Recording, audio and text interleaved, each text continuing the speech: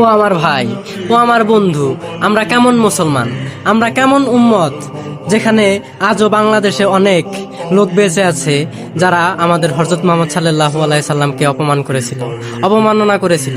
আমরা কেমন উম্মত যে তার ভালোবাসার টানে এখন আমরা কিছুই করতে পারিনি। হায় আফসোস, আমরা নিজেদেরকে উম্মত বলে দাবি করি, কিন্তু এখনো বাংলাদেশের দিব্যি চলে ফিরে ঘুরে বেড়াচ্ছে হযরত মুহাম্মদ সাল্লাল্লাহু আলাইহি সাল্লামকে অবমাননাকারী। আমাদের ঈমান কোথায় গিয়ে নেমেছে ভাই। ইলমুদ্দিনও একজন যুবক ছিল, আমরাও একটা যুবক, কিন্তু আমরা কখনো এমন সাহস দেখাতে পারিনি। আমাদের ঈমান, এই ঈমান নিয়ে কি আমরা হাসরের মাঠে হযরত মুহাম্মদ সাল্লাল্লাহু আলাইহি সাল্লামকে মুখ দেখাতে পারবো? আমরা কি বলতে পারবো আমরা আপনার উম্মত, আমরা আপনার অনুসারী, আমরা আপনাকে ভালোবেসেছিলাম? এটা কি আমরা বলতে পারবো? হায় আফসোস। আপনি কি কখনো এমন কোন প্রেমিকের গল্প শুনেছেন যিনি ভালোবাসার মানুষের সম্মানের জন্য ফাঁসির দড়িকে রাজমুকুটের মতো হাসি মুখে গলায় পরে নিয়েছিলেন? আপনি কি এমন কোন অশিক্ষিত কাঠমিস্ত্রির কথা জানেন যার পায়ের ধুলো নিজের মাথায় মাখানোর জন্য ব্যাকুল হয়ে কেঁদেছিলেন যুগের শ্রেষ্ঠ দার্শনিক ও কবি আল্লামা ইকবাল? আজ থেকে প্রায় 1 শতাব্দী আগে 1929 সালের লাহোরের ইতিহাস এক 19 বছরের সাধারণ যুবকের সামনে এসে থমকে দাঁড়িয়েছিল। তার কোনো রাজকীয় বংশমর্যাদা ছিল না, ছিল না কোনো জাতিগত খ্যাতি। দিন আনতেন, দিন খেতেন, কিন্তু তার এই সাদাসিধে বুকের ভেতরে লুকিয়েছিল এমন এক ইমানি আগুন, এমন এক আকাশচুম্বী প্রেম যা তাকে ফাঁসির মঞ্চে দাঁড়িয়েও এক স্বর্গীয় হাসি হাসতে শিখিয়েছিলেন। তিনি ইশকে রাসূলের এক জ্বলন্ত নক্ষত্র, গাজী ইলমুদ্দিন। একটি নাম, একটি ইতিহাস। আজকের এই যান্ত্রিক পৃথিবীতে আমরা যখন ভালোবাসার কৃত্রিম সংজ্ঞা খুঁজি, তখন 100 বছর আগের এই কাঠমিস্ত্রির জীবন আমাদেরকে স্তব্ধ করে দেয়। ছবির এই নিষ্পাপ শান্ত চোখ দুটির দিকে তাকিয়ে কি আপনার একবারও মনে হয়েছে এই ছেলেই কাঁপিয়ে দিয়েছিল তৎকালীন ব্রিটিশ সাম্রাজ্যের আদালতকে? এই ছেলেই বাধ্য করেছিলেন অবিভক্ত ভারতের বাঘা বাঘা পণ্ডিতদের অশ্রু বিসর্জন দিতে? আসুন, আজ আমরা কোনো কল্পকাহিনী নয়, বরং ইতিহাসের পাতা থেকে তুলে আনা শতভাগ সত্যের আলোয় জানব সেই ইশকে রাসূলের মহাকাব্যকে। সময়টা 1920-এর দশকের মাঝামাঝি। অবিভক্ত ভারতের লাহোর শহর তখন রাজনৈতিক ও ধর্মীয়ভাবে উত্তপ্ত। ঠিক সেই সময়ে 1924 সালে মহাশয় রাজপাল নামক এক স্থানীয় হিন্দু প্রকাশক মুসলমানদের হৃদয়ে আঘাত হানার জন্য এক ঘৃণিত ষড়যন্ত্রে লিপ্ত হয়। সে হযরত মুহাম্মদ সাল্লাল্লাহু আলাইহি সাল্লাম এর পবিত্র চরিত্র নিয়ে কুৎসা রটিয়ে এক ধৃষ্টতাপূর্ণ বই প্রকাশ করে। সেই বইটার নাম তখন রঙ্গিলা রাসূল নামে পরিচিত ছিল। এই বইয়ের খবর যখন ছড়িয়ে পড়ে, তখন পুরো উপমহাদেশের মুসলিম উম্মার বুকে যেন বিক্ষোভের অগ্নিআগ্নি ফেটে পড়ে। যে নবীকে মুসলমানরা নিজের জান, মাল এবং সন্তানের চেয়েও বেশি ভালোবাসেন, তাকে নিয়ে এই অবমাননা মুসলমানদের হৃদয়কে ক্ষতবিক্ষত করে দেয়। মুসলিম নেতারা আইনি লড়াই শুরু করলেন। 5 বছর ধরে ব্রিটিশ আদালতে মামলা চলল, কিন্তু আফসোস, 1929 সালের শুরুতে ব্রিটিশ ভারতের লাহোর হাইকোর্ট টেকনিক্যালি কিছু কারণ দেখিয়ে অবমাননাকারী রাজপালকে খালাস দিয়ে দেয়। আইনের এই প্রহসনে রাজপাল যখন অহংকারে বুক ফুলিয়ে ঘুরছিল, ঠিক তখন মুসলমানদের ঘরে ঘরে চোখের পানি আর হাহাকার। আইনি পথ বন্ধ, চারদিকে শুধু অন্ধকার। ঠিক তখনই পর্দার আড়াল থেকে এক সাধারণ তরুণ যুবক আল্লাহর উপর ভরসা করে এক কঠিন সিদ্ধান্ত নিয়ে নেন। তিনি আর কেউ নন, লাহোরের মুহালাসা চাবুকের এক সাধারণ কাঠমিস্ত্রি, গাজী ইলমুদ্দিন। 1929 সালের 6 এপ্রিল, রমজান মাসের ঠিক কিছুদিন আগের এক উত্তপ্ত দুপুর, লাহোরের বিখ্যাত আনারকলি বাজার যথারীতি ব্যস্ত। প্রকাশক রাজপাল নিজের দোকানে বসে হিসাব নিকাশ করছিলেন। সে ভাবতেও পারেনি পৃথিবীর কোনো আদালত তাকে সাজা না দিলেও প্রেমের আদালতে তার বিচার সময়ের ব্যাপার মাত্র। হঠাৎ করে দোকানের ভেতর প্রবেশ করলেন 19 বছরের যুবক ইলমুদ্দিন। তার চোখে কোনো হিংসা ছিল না, ছিল না কোনো ব্যক্তিগত শত্রুতা। তার বুকে তখন জ্বলছিল শুধু প্রিয় নবী হযরত মুহাম্মদ সাল্লাল্লাহু আলাইহি ওয়াসাল্লাম এর সম্মানের মর্যাদা রক্ষার আকুলতা।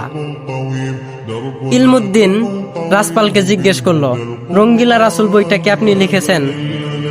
রাসপাল বলল, জি আমি লিখেছি। ইলমুদ্দিন আবারও জিজ্ঞেস করলো, হযরত মুহাম্মদ সাল্লাল্লাহু আলাইহি সাল্লাম এর পবিত্র চরিত্রকে বদনাম করার জন্য আপনি কি সেই বইটা লিখেছেন? রাসপাল আবারও হেসে উত্তর দিল, জি। রাসপাল ভেবেছিল ইলমুদ্দিন হয়তো তার প্রশংসা করার জন্য তার কাছে এসেছে, কিন্তু রাসপাল জানতো না ইলমুদ্দিন তাকে হত্যা করার জন্য সেখানে এসেছে। অতঃপর চোখের পলকেই নিজের চাদরের নিচ থেকে ছুরি বের করে রাসপালের বুকে গেঁথে দিলেন ইলমুদ্দিন। ঘটনাস্থলেই অবমাননাকারী রাসপাল এর অহংকার ধূলিসাৎ হলো। আশ্চর্যের বিষয় কি জানেন, কোনো অপরাধী অপরাধ করার পর পালিয়ে যাওয়ার চেষ্টা করে, কিন্তু ইলমুদ্দিন পালায়নি। তিনি সেখানে বীরের মতো দাঁড়িয়েছিলেন। পুলিশ যখন তাকে গ্রেপ্তার করতে এলো, তিনি পরম শান্তিতে নিজের হাত দুটি বাড়িয়ে দিলেন, কারণ তিনি যা করতে এসেছিলেন তা তিনি সফলভাবেই সম্পূর্ণ করেছেন। শুরু হলো ব্রিটিশ ভারতের ইতিহাস কাঁপানো অন্যতম বিচার প্রক্রিয়া। নিম্ন আদালত ইলমুদ্দিনকে মৃত্যুদণ্ডের আদেশ দেয়। এই রায়কে চ্যালেঞ্জ করে যখন লাহোর হাইকোর্টে আপিল করা হয়, তখন মুসলিম উম্মার তরফ থেকে তার পক্ষে আইনি লড়াই লড়তে এগিয়ে আসেন তৎকালীন ভারতের সবচেয়ে দামি এবং বিখ্যাত ব্যারিস্টার কায়েদে আজম আলী জিন্নাহ। জিন্নাহ সাহেব এবং অন্যান্য মুসলিম আইনজীবীরা ওই তরুণকে বাঁচাতে প্রাণপণ চেষ্টা করেছিলেন।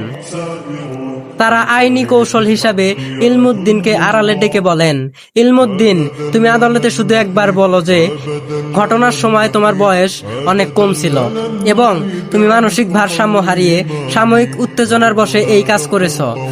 যদি তুমি এটা বলো, তবে আইন অনুযায়ী তোমার ফাঁসির সাজা মওকুফ করা যাবে, বড়জোর কয়েক বছরের কারাদণ্ড হবে। কিন্তু আইনজীবীরা পার্থিব জীবনের হিসাব করছিলেন। 19 বছরের এই যুবকের হৃদয়ের হিসাব ছিল তার চেয়ে সম্পূর্ণ আলাদা। 19 বছরের যুবক ইলমুদ্দিন আইনজীবীদের দিকে তাকিয়ে মৃদু হাসলেন। আদালতের কাঠগড়ায় যখন তাকে দাঁড় করানো হলো, ব্রিটিশ বিচারকের সামনে দাঁড়িয়ে বুক চেতিয়ে স্পষ্ট ও ধীর গলায় ইলমুদ্দিন বললেন, আমি যা করেছি সম্পূর্ণ সজ্ঞানে এবং স্বেচ্ছায় করেছি। সে আমার নবীকে অপমান করেছিল, আর একজন মুসলমান হিসাবে আমি তা সহ্য করতে পারিনি। আমি আমার কাজের জন্য বিন্দুমাত্র অনুতপ্ত নই। তিনি জীবনের মায়া তুচ্ছ করে সত্যের উপর অটল রইলেন। তিনি কোনো মিথ্যার আশ্রয় নিয়ে নিজের জীবন ভিক্ষা চাননি। আদালতের নথিপত্রে খোদাই হয়ে গেল একজন অদম্য যুবকের এই ঐতিহাসিক সত্য জবানবন্দি।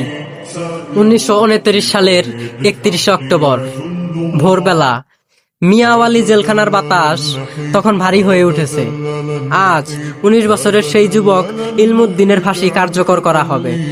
জেলের রক্ষীরা যখন তার সেলের দরজা খুললেন, তারা অবাক হয়ে দেখলেন ইলমুদ্দিন পরম শান্তিতে ঘুমাচ্ছে, যেন আজ তার ফাঁসি নয়, বরং কোনো পরম প্রিয়জনের সাথে সাক্ষাতের দিন। ফাঁসির মঞ্চের দিকে হেঁটে যাওয়ার সময় তার পায়ে কোনো কম্পন ছিল না।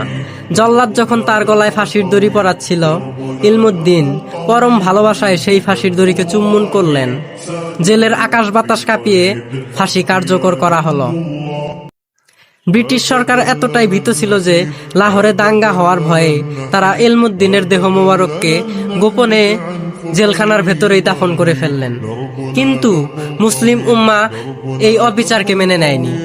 আল্লামা মোহাম্মদ ইকবাল সহ প্রখ্যাত মুসলিম নেতাদের তীব্র প্রতিবাদ ও দাবির মুখে অবশেষে 15 দিন পর ব্রিটিশ সরকার ইলমুদ্দিনের দেহ মোবারককে লাহোরে ফিরিয়ে দিতে বাধ্য হয়। 1929 সালের 14 নভেম্বর লাহোরের ইতিহাসে এক অভূতপূর্ব দৃশ্যের সৃষ্টি হলো।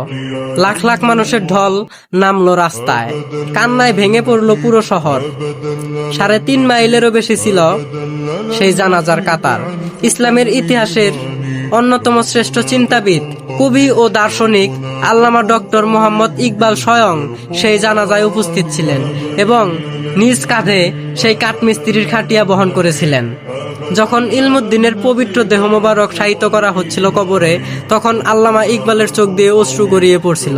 তিনি কবরের পাশে দাঁড়িয়ে ফুপিয়ে কেঁদে উঠে ঐতিহাসিক সেই উক্তিটি বলেছিলেন, হে লোগো, হামসে বাতে হি করতে রাহে और तारखान का लड़का बाजी मार गया, तारखान का लड़का बाजी ले गया। অর্থ: ওহে লোক সকল, আমরা শুধু বড় বড় ডিগ্রি নিয়ে কবিতা পড়ে গেলাম আর বড় বড় কথা বললাম, অথচ এই কাঠমিস্ত্রি ছেলেটি আমাদের সবাইকে পেছনে ফেলে বাজি নিয়ে গেছেন, বাজি মেরে গেছেন, বাজি জিতে গেছেন। আজ প্রায় 1 শতাব্দী পেরিয়ে গেছে। লাহোরের মিয়ানী সাহেব কবরস্থানে আজও শান্তিতে ঘুমিয়ে আছেন গাজী ইলমুদ্দিন রহমাতুল্লাহ আলাইহ। পৃথিবীর বুক থেকে কত রাজা বাদশাহ, কত ধনী পণ্ডিতদের নাম নিশানা মুছে গেছে, কিন্তু ছবির এই শান্ত চেহারার 19 বছরের কাঠমিস্ত্রি আজও কোটি কোটি মুসলমানদের হৃদয়ে বেঁচে আছেন। তিনি আমাদের শিখিয়ে গেছেন, ভালোবাসা কোনো মুখের কথার নাম নয়, ভালোবাসা হলো আদর্শের জন্য প্রিয় নবী হযরত মুহাম্মদ সাল্লাল্লাহু আলাইহি ওয়াসাল্লাম এর সম্মানের জন্য নিজের জীবনের সবচেয়ে মূল্যবান জিনিসটিকেও হাসি মুখে বিলিয়ে দেওয়ার নাম ভালোবাসা। সোশ্যাল মিডিয়াতে ছড়ানো এই ক্যাপশনটি তাই কোনো অতি সাহিত্যিক নয়। তুমি আশেকে রাসূলকে দেখতে চাও, তাহলে ওনাকে মন ভরে দেখে নাও। ইতিহাসের এই পাতাটি কিয়ামত পর্যন্ত প্রতিটা মুসলমানের হৃদয়ে ঈমানের আলো জ্বেলে যাবে এবং মনে করিয়ে দিবে, সবকিছু হারিয়ে গেলেও যেন হৃদয় থেকে এই রাসূল সাল্লাল্লাহু আলাইহি ওয়াসাল্লাম এর প্রেম কখনো হারিয়ে না যায়। ও আমার ভাই বন্ধু বুজুর্গ, এখনো বাংলার মাটিতে অনেক হযরত মুহাম্মদ সাল্লাল্লাহু আলাইহি সাল্লামকে অবমাননাকারী বেঁচে আছে। এখনো অনেক প্রকাশক বেঁচে আছে যারা হযরত মুহাম্মদ সাল্লাল্লাহু আলাইহি সাল্লামকে কটূক্তি করেছিলেন। ও আমার ভাই, ও আমার বন্ধু, আমরা কেমন মুসলমান, আমরা কেমন উম্মত, যেখানে আজও বাংলাদেশে অনেক লোক বেঁচে আছে যারা আমাদের হযরত মুহাম্মদ সাল্লাল্লাহু আলাইহি সাল্লামকে অপমান করেছিল, অবমাননা করেছিল। আমরা কেমন উম্মত যে তার ভালোবাসার টানে এখন আমরা কিছুই করতে পারিনি। হায় আফসোস, আমরা নিজেদেরকে উম্মত বলে দাবি করি, কিন্তু এখনো বাংলাদেশের দিব্যি চলে ফিরে ঘুরে বেড়াচ্ছে হযরত মুহাম্মদ সাল্লাল্লাহু আলাইহি সাল্লামকে অবমাননাকারী। আমাদের ঈমান কোথায় গিয়ে নেমেছে ভাই। ইলমুদ্দিনও একজন যুবক ছিল, আমরাও একটা যুবক, কিন্তু আমরা কখনো এমন সাহস দেখাতে পারিনি। আমাদের ঈমান, এই ঈমান নিয়ে কি আমরা হাসরের মাঠে হযরত মুহাম্মদ সাল্লাল্লাহু আলাইহি সাল্লামকে মুখ দেখাতে পারবো? আমরা কি বলতে পারবো আমরা আপনার উম্মত, আমরা আপনার অনুসারী, আমরা আপনাকে ভালোবেসেছিলাম? এটা কি আমরা বলতে পারবো? হায় আফসোস। আসুন আমরা অন্তত সবাই আমাদের জীবনে হযরত মুহাম্মদ সাল্লাল্লাহু আলাইহি সাল্লাম এর সুন্নতগুলোকে প্রতিষ্ঠা করি। আসসালামু আলাইকুম।